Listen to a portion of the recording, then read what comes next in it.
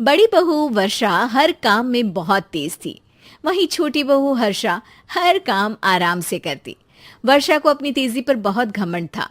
वो बात बात पर हर्षा को ताना मारा करती। एक दिन वर्षा किचन में खाना बना रही होती है और हर्षा से कहती है, देवरानी जी, इतना धीमे धीमे खाना बनाओगी तो लोग भूख से मर जाएंगे। पिछले जन्म में कछुआ थी क्या? मेरा तो पता नहीं, आप बहुत तेज हो। आप पिछले जन्म में घोड़ा थी क्या? वर्षा आराम से चली जाती है। खाना खाने के बाद वर्षा का पति गौतम, हर्षा का पति लोकेश और उनके माता पिता बैठकर टीवी देख रहे होते हैं। तभी सास कहती है, अरे रामायण लगा दो हर्षा। हर्षा धीरे धीरे चैनल बदलती है। जब तक रामायण के चैनल पर पहुंचेगी रावण मर भी चुका होगा। हाँ बेटा हर्षा, जल्दी लगा देना, राम भगवान के दर्शन कर लूं। जी लगा तो रही हूँ। इतना स्लो? सासू माँ इतने में तो अयोध्या जाके राम भगवान के दर्शन कराएंगी। सब वर्षा की बात पर हंसने लगते हैं। वर्षा हर्षा के हाथ से रिमोट लेकर रामायण लगा देती है।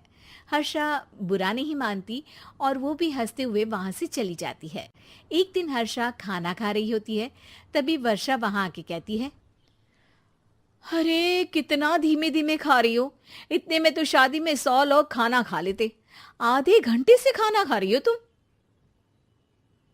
अरे खाने को चबा चबा कर खाना चाहिए। हाँ हाँ, आप तो चबा के भी खाती हो और दबा के भी।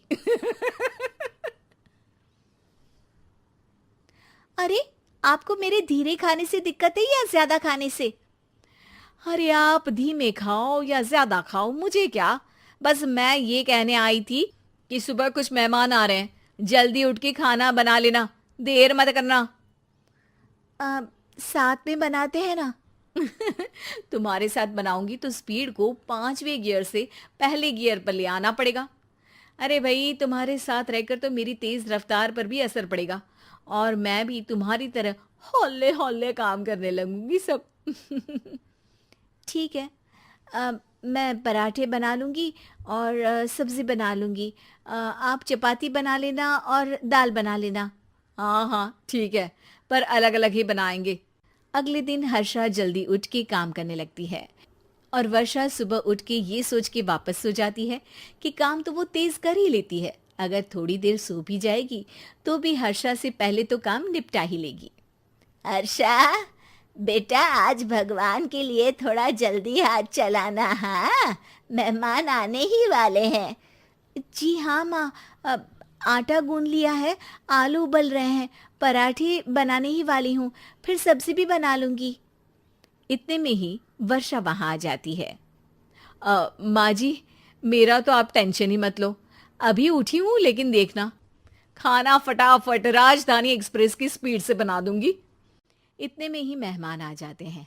आइए आइए आइए, खाना बन ही रहा है, चाय बनवा लेती हूँ पहले आपके लिए। सास किचन में आती है। वर्षा, वो लोग आ गए, चाय बना दे जल्दी से। हर्षा को नहीं बोल रही क्योंकि वो तो सुबह की चाय देने में शाम कर देगी। चाय बन भी चुकी है माँ जी। वर्षा तेज ही नहीं, सबसे तेज है। आप चलिए, मैं चाय लेकर आती हूँ। वर्षा मेहमानों के सामने चाय लेकर जाती है। ये हमारी बहू है वर्षा, तेज वर्षा कहते हैं इसको। हर काम में इतनी तेजी रखती है जैसे मिल्खा सिंह भाग रहा हो। अरे वाह वाह, फिर तो खाना भी जल्दी मिलेगा हमको। हाँ हाँ, आप चाय नाश्ता खत्म कर लेंगे, उसके पहले ही वर्षा जल्दी से स्वादिष्ट खाना भी लेकर आ जाएगी। वादा तो कर लिया जल्दी खाना देने का। आपकी चपाती भी नहीं बनी और दाल भी नहीं उबली। फिर भी तुमसे पहले काम खत्म हो जाएगा मेरा। तुम्हारी तरह नहीं हूं, घड़ी की सबसे पतली सुई की जैसी धीमे धीमे धीमे काम करती हो तुम। बस वर्षा अपने तेज हाथों से दाल कुकर में चढ़ाती है और आटा निकाल के गूंथने लगती है।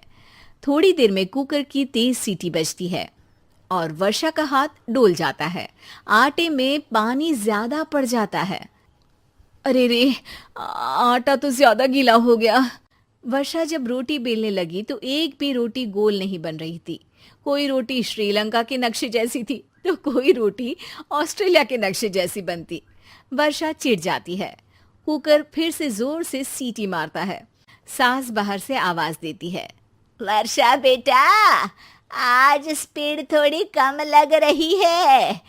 टाइम और लगने वाला हो तो बता दो बेटा। वर्षा को ये बात सुनकर बहुत बुरा लगता है। वो सोचना भी नहीं चाहती थी कि कभी उसकी तेजी पर कोई सवाल उठेगा। वहीं हर्षा धीमे धीमे अपना काम करती रहती है। वर्षा दाल बनाते वक्त भी इतनी घबरा जाती है कि जल्दबाजी में दाल में नमक ज्यादा गिर जाता है।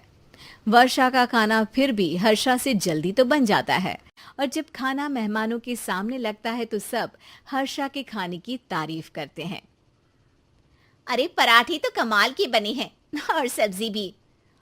बस दाल में नमक थोड़ा इधर उधर हो गया है।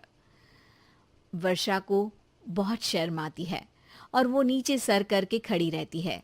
तभी हर्षा कहती है, वो ना मैं थोड़ी जल्दबाजी कर गई और नमक ज्यादा हो गया, पर पराठे तो वर्षा भाभी ने ही बनाए हैं, इसीलिए तो अच्छे बने हैं। वर्षा ने कभी नहीं सोचा था कि हर्षा के काम की इतनी तारीफ होगी, लेकिन वो उसका यश वर्षा को दे देगी।